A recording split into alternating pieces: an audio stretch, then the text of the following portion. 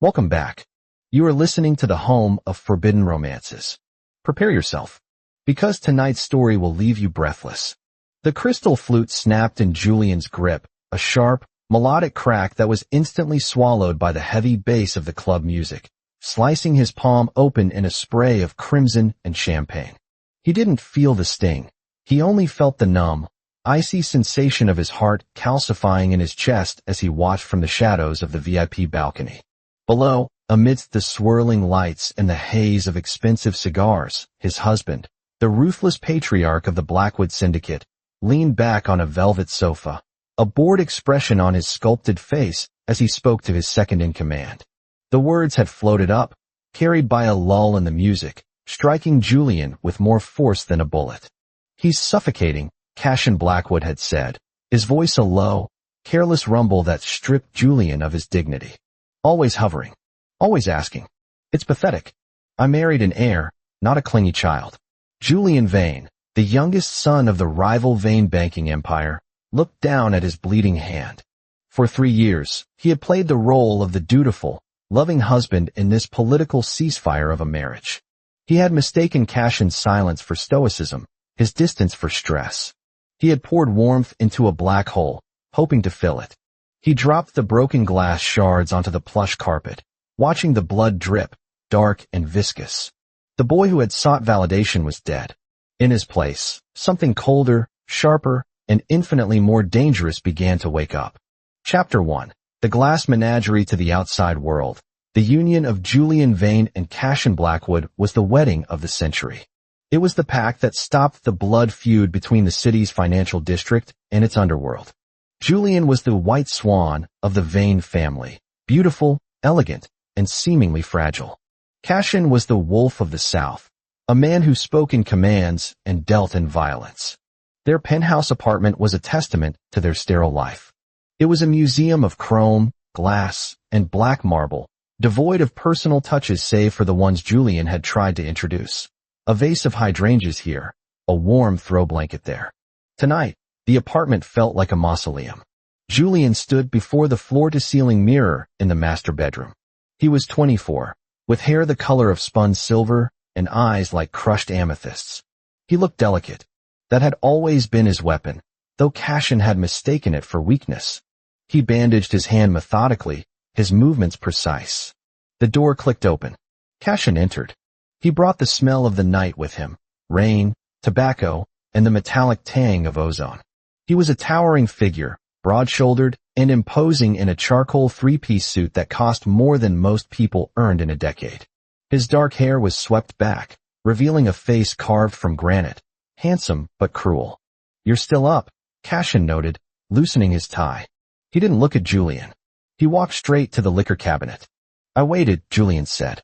His voice was steady, lacking its usual eager cadence. Cashin sighed, the sound heavy with irritation. "I told you not to wait. I have business. I don't need a curfew." "Is that what this is? A curfew?" Julian turned, leaning against the vanity. "I thought it was a marriage." Cashin paused, glass halfway to his lips. He turned his steel-gray eyes toward Julian, his brow furrowed in annoyance. "Don't start, Julian. I'm tired. I don't have the energy for your emotional requirements." "My emotional requirements," Julian repeated, testing the words. "You mean my desire to speak to my husband for more than 5 minutes a day? I provide for you." Cashin snapped, setting the glass down hard. "You live in a fortress. You are silk. You are safe. That is how I love. I don't do poetry, and I don't do constant reassurance. Stop clinging to my coattails looking for validation I can't give." There it was again. Clinging, Julian walked forward. Usually, he would shrink back during these moods. He would apologize, offer a massage, or make tea. Tonight, he moved with the predatory grace of a feline stalking prey. He stopped inches from Cashin. The height difference forced Julian to tilt his head back, exposing the long, pale line of his throat. "You think I'm clingy," Julian stated. It wasn't a question. "I think you have nothing to do but obsess over me," Cashin replied coldly, looking down his nose. "It's unattractive." Julian smiled. It wasn't his usual soft, sunny smile. It was a jagged thing, terrifyingly beautiful. He reached up, his bandaged hand gripping the lapel of Cashin's jacket, yanking the larger man down. Cashin stumbled slightly, shocked by the sudden strength. Before he could react, Julian smashed his lips against Cashin's. It wasn't a kiss of affection. It was a branding. It was aggressive, teeth clashing, a demand for submission. Julian bit down on Cashin's lower lip, drawing a drop of blood, tasting the iron mixed with the expensive scotch. He poured 3 years of neglected passion and hidden resentment into the contact, dominating the space, stealing the air from Cashin's lungs. Cashin froze, his hands hovering, unsure whether to push Julian away or crush him closer. The sheer audacity paralyzed him. Julian broke the kiss abruptly, stepping back. His eyes were blazing with a cold fire. He wiped his mouth with the back of his hand, smearing the drop of Cashin's blood across his own pale cheek. "I'm done trying to melt ice," Julian whispered, his voice low and raspy. "You called me clingy? Fine. You want space? You have it. But mark my words, Cashin, when you realize the silence is heavier than my voice ever was, don't come looking for me. You figure out how to love me. Because I'm done teaching you." Julian turned on his heel and walked out of the bedroom, slamming the door with a finality that echoed through the penthouse. Chapter 2. The Cold War. The next morning, Cashin woke up to an empty bed. This wasn't unusual. Julian was an early riser.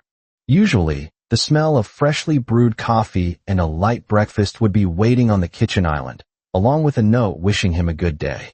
Today, the kitchen was pristine. Sterile. Cold.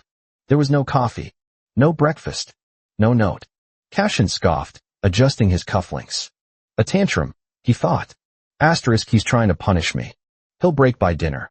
Asterisk, but Julian didn't break. For the next week, Julian Vane became a ghost. He was still in the penthouse, but he was effectively invisible.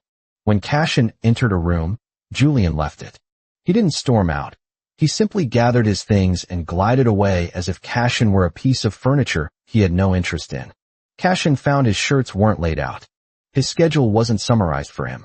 The subtle, invisible administrative tasks Julian had taken over, managing the household staff, organizing the social calendar, filtering the calls from the Vane family, stopped. Chaos ensued. "Sir, the gala for the Eastern Alliance is tonight," his secretary, anxious and sweating, informed him 3 days later. "Mr. Vane usually handles the seating charts and the menu approval. The caterers are threatening to walk because the deposit wasn't confirmed." Cashin rubbed his temples, a headache pounding behind his eyes. "Just pay them. Fix it." "We can't, sir. The authorization code is with Mr. Vane." Cashin stormed home that evening, ready to demand Julian stop this nonsense. He found Julian in the solarium, reading a book, wearing a silk robe that slipped off one shoulder. He looked ethereal, unbothered, and utterly distant. "You're sabotaging my business," Cashin accused, looming over the chaise lounge. Julian didn't look up. He turned a page. "I'm doing exactly what you asked. I'm giving you space. I'm not clinging to your business affairs." "The gala," Cashin growled. "The seating chart." "Oh, that." Julian finally looked up, his eyes bored. "I thought asking for the authorization code would be too hovering. You're the wolf of the South, Cashin. Surely you can organize a dinner party." "Julian, if you want my help, you can hire me," Julian said coolly. "My consultation fee is quite high." Cashin stared at him. He realized, with a jolt of genuine fear, that he didn't know this man. He knew the boy who brought him coffee. He didn't know this sharp-tongued, confident creature who looked at him with zero adoration. "Fine," Cashin spat. "I'll handle it myself." "Good luck," Julian said, returning to his book. "Oh, and Cashin, you're sleeping in the guest room. Your snoring is unattractive." Chapter 3. The Gala of Thorns. The Eastern Alliance Gala was a disaster of logistical proportions, saved only by Cashin's terrifying aura that kept guests from complaining aloud about the mismatched seating. But socially, it was a Shark Tank. Julian arrived late. He didn't arrive with Cashin. He walked in alone, wearing a suit of deep crimson velvet, cut low to expose his collarbones, adorned with a silver choker that looked dangerously like a collar or a shackle broken open. He was breathtaking. The moment he entered, the room shifted. The Vane family heirs, Julian's predatory cousins, circled him. Usually, Cashin stood as a shield between Julian and his toxic family. Tonight, Julian stood alone. Cashin watched from across the room, whiskey in hand, waiting for Julian to look at him, to signal for help. Julian didn't. Instead, Julian laughed. He held court. He spoke to the rival dons with a charm that was razor-sharp. He whispered in the ear of the heir to the Liang syndicate, a man Cashin despised. The Liang heir touched Julian's arm, and Julian didn't pull away. Jealousy, hot and corrosive, erupted in Cashin's gut. It wasn't the possessiveness of owning an object. It was the panic of losing a lifeline. He marched across the ballroom, the crowd parting like the Red Sea before his dark temper. He reached the circle and placed a heavy hand on Julian's waist, pulling him back against his chest. "You're late," Cashin growled near Julian's ear. Julian stiffened, then relaxed, but it wasn't a yielding relaxation. It was the relaxation of someone tolerating a nuisance.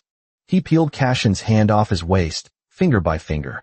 "And you're interrupting," Julian said, turning to face him. He smiled, but it didn't reach his eyes. "Mister, Liang was just telling me about his winery in Tuscany. It sounds liberating." "You hate wine," Cashin said dumbly. "Tastes change," Julian replied. "Just like people." "We're leaving," Cashin demanded, sensing he was losing control of the narrative. The whispers were starting. Asterisk trouble in paradise? The Blackwood marriage failing? Asterisk, you go ahead, Julian said, turning back to the Liang heir. "I'm having fun for the first time in 3 years." Cashin grabbed Julian's wrist. It was a mistake. Julian spun, his movement so fast it was a blur. He didn't strike Cashin, but he stepped into his personal space, his voice dropping to a hiss that only they could hear. "Do not touch me like I am property, Cashin. You threw me away. You don't get to pick me back up just because other people see my value. I didn't throw you away," Cashin gritted out, his heart hammering. "I just wanted space." "No," Julian corrected, his eyes shimmering with unshed tears that he refused to let fall. "You wanted a convenience. You wanted a warm body in your bed and a secretary in your life, but you didn't want a partner. You called me clingy because you were a coward. You were terrified that if you actually let me in, you might have something to lose." Julian yanked his wrist free. "Go home to your empty glass house, Cashin. I'm staying at a hotel tonight." Chapter 4. The void. The penthouse was silent. Not quiet, silent. Cashin sat on the edge of the bed in the master suite. It smelled faintly of Julian's shampoo, vanilla and sandalwood, but the scent was fading. 3 days had passed since the gala. Julian hadn't returned. Cashin had tried to work, but his focus was shot. He kept looking at his phone, waiting for a text. He kept looking at the door, waiting for the click of the lock. He realized then what Julian had been doing all those years. The clinging was care. The hovering was protection. Julian had been the insulation between Cashin and the cold, hard world. Julian had absorbed the family politics, managed the domestic stress, and provided a soft place to land. Without him, Cashin felt exposed. He felt raw. He walked into Julian's private study, a room he rarely entered. It was filled with books on business strategy, psychology, and history. On the desk, there was a notebook. Cashin opened it. It was a log of Cashin's habits. Cashin gets migraines when the barometer drops. Order peppermint tea. Cashin's mother's anniversary is next week. Order white lilies, not red. The Vane cousins are planning a buyout of the shipping sector. Intercept the audit reports so Cashin doesn't have to deal with the stress. Page after page of acts of service. Page after page of love disguised as logistics. Cashin sank into the desk chair, the notebook clutching in his hand. He wasn't just an idiot. He was a villain in his own life story. He had taken a diamond and treated it like glass. "Clingy," he whispered to the empty room. The word tasted like ash. He had to fix this. But Julian's words echoed in his head. "Figure out how to love me." Cashin didn't know how. He had been raised in violence, taught that emotion was a weakness to be exploited. But for Julian? For the man who had stood between him and the abyss for 3 years? He would learn. Even if he had to break every bone in his body to reshape himself, he would learn. Chapter 5. The grand gesture. Julian sat in the lounge of the Ritz-Carlton, staring at the city skyline. He felt hollow, but strong. Leaving Cashin was the hardest thing he had ever done, but staying would have destroyed him. His phone buzzed. It wasn't a text. It was a notification from the news. Breaking, Blackwood Corp announces massive restructuring. Julian frowned and tapped the link. A video began to play. It was a press conference. Cashin stood at the podium. He looked tired, his eyes dark, but his jaw was set with determination. Effective immediately, Cashin spoke into the microphones, his voice projecting strength. I am stepping down from the direct oversight of the Vane Blackwood merger operations. The room in the video erupted in murmurs. That merger was the source of his power. I have realized, Cashin continued, staring directly into the camera lens, as if piercing through the screen to find Julian, that I have neglected the most important asset in this partnership. I have been focused on expansion, on control, and I failed to recognize the strength standing beside me. Cashin took a breath. I am transferring 50% of my personal shares in the Blackwood Syndicate to my husband, Julian Vane. He is not just my partner in name. He is the only reason this empire stands. I have been a fool not to see it. Julian dropped the phone. 50%. That wasn't just a gift. That was a surrender. In their world, giving someone your shares was giving them a loaded gun pointed at your head. It was the ultimate display of trust. It was an admission that Cashin was willing to let Julian destroy him. Chapter 6. The reconciliation. Julian didn't go back to the penthouse. He went to the Blackwood headquarters. The staff parted like water as Julian strode through the lobby, his head high. He took the private elevator to the top floor. He found Cashin in his office, standing by the window, looking out at the city ring. Cashin turned as the doors opened. He looked wrecked. The invincible wolf of the South looked like a man who had not slept in a week. You gave me half your empire, Julian said, standing in the doorway. Are you insane? My father would kill you for those shares. Let him try, Cashin said hoarsely. He didn't move toward Julian. He stayed by the window, respecting the distance. I don't care about the shares, Julian. I don't care about the money. Then what do you care about? You, Cashin said. The word was simple, heavy. I care that I hurt you. I care that I made you feel small to make myself feel big. Cashin took a step forward, then stopped, his hands clenching at his sides. I don't know how to do this. I don't know how to be the husband you deserve. I'm selfish. I'm cold. But I am miserable without you. The house is a tomb. My life is gray. He looked at Julian with raw vulnerability. You told me to figure out how to love you. This is me trying. I am giving you the power. You can destroy me. You can leave me. You can bankrupt me. I am placing my life in your hands because you have held my heart in yours for 3 years, and I was too stupid to notice. Julian watched him. He saw the tremor in Cashin's hands. I don't want your shares, Cashin, Julian said softly, walking into the room. Then take whatever you want. Anything. I want you, Julian said, closing the distance. But not the man who treats me like an accessory. I want the man who respects me. I want to be your equal, not your shadow. You are, Cashin breathed, falling to his knees. It was a shocking sight. The king of the underworld, kneeling on the Persian rug, wrapping his arms around Julian's waist, pressing his face into Julian's stomach. You are my superior, Cashin muffled against the fabric of Julian's shirt. I was suffocating, Julian, but not because of you. I was suffocating because I was terrified of how much I needed you. I pushed you away to breathe, and realized I can't breathe without you. Julian looked down at the dark head resting against him. The anger that had fueled him for weeks began to drain away, replaced by a warm, steady ache. He reached down and threaded his fingers through Cashin's hair. Get up, Cashin, Julian whispered. Cashin looked up, his eyes red-rimmed. Stand up, Julian commanded gently. Cashin stood, towering over Julian once more, but the dynamic had shifted. Julian reached up, cupping Cashin's jaw, his thumb brushing over the rough stubble. You have a lot of work to do, Julian said. You have to court me. You have to listen to me. And you have to realize that when I reach for you, it's not because I'm weak. It's because I'm strong enough to want you. I know.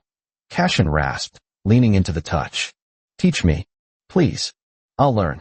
Good, Julian murmured. He pulled Cashin down, but this time, the kiss wasn't a punishment. It was slow, deep, and searingly intimate. It was a promise of a new contract, one written not in ink, but in devotion. Cashin kissed him back like a starving man, his hands gripping Julian's waist, as if he were the only solid thing in a spinning world. When they broke apart, breathless, Cashin rested his forehead against Julian's. "I love you," Cashin said, the words clumsy but sincere. "I love you, Julian." Julian smiled, and this time it reached his eyes. "I know. Now let's go home. You look terrible, and I believe you owe me a very expensive dinner." "Anything," Cashin vowed. And that is how the viper tamed the wolf. If you enjoyed seeing Julian take control and bring a tyrant to his knees, destroy that like button. And tell me in the comments, would you forgive a husband who humiliated you, even if he gave you half his empire to apologize? I'll be reading your answers. Subscribe for the next chapter. Until then,